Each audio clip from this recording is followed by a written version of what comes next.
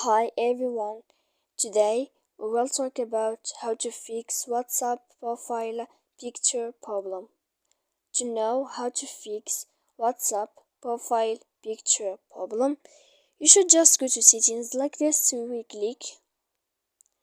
After that, in this page here we will go to apps, default apps, app settings. When you will see this list, you will go down to find the application of WhatsApp and you will enter. After that, in this page you will go to force stop. When you will end this, you will enter to storage.